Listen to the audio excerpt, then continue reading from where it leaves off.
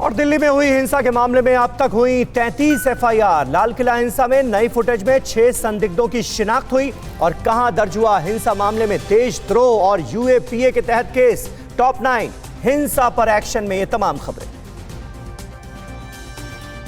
गणतंत्र दिवस के दिन किसानों के ट्रैक्टर रैली के दौरान हुई हिंसा को लेकर दिल्ली के कई थानों में अब तक 33 एफआईआर दर्ज हो चुकी है। इनमें से 9 केस क्राइम ब्रांच को ट्रांसफर कर दिया गया है। 44 लोगों के खिलाफ लुकआउट सर्कुलर जारी कर दिया गया है, जिनमें कुछ किसान संगठनों के नेता भी शामिल हैं।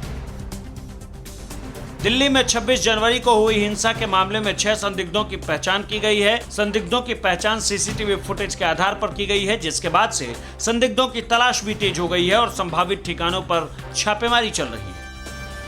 दिल्ली पुलिस किसान ट्रैक्टर मार्च की आड़ में तोड़फोड़ और बवाल करने वाले उपद्रवियों की पहचान कर पोस्टर लगाएगी। इसके लिए सीसीटीवी और मोबाइल फुटेज का सहारा लिया जा रहा है। आरोपियों की गिरफ्तारी भी तेज है।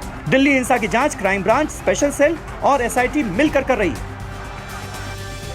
गणतंत्र दिवस के दिन हुई हिंसा के मामले में देशद्रोह और यूएपीए के तहत केस दर्ज कर लिया गया है और इसकी जांच दिल्ली पुलिस की स्पेशल सेल को सौंपी गई है। यूएपीए के तहत जो केस दर्ज किए गए हैं उसमें आईटीओ समेत सभी जगह जो हिंसा हुई उसकी जांच की जाएगी।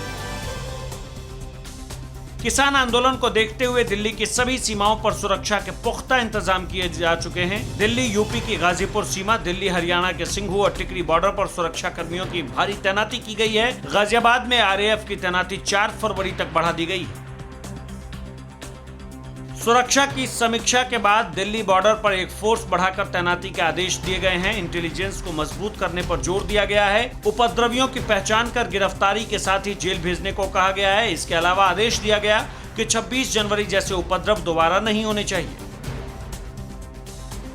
दिल्ली ट्रैफिक पुलिस किसान आंदोलन के चलते गुरुवार को गाजीपुर बॉर्डर को बंद कर दिया। यातायात को काबू करने के लिए NH24, NH9, Kondli, paper market, EDM mall, Akshardham और निजामुद्दीन खट्टा से ट्रैफिक को डाइवर्ट किया गया।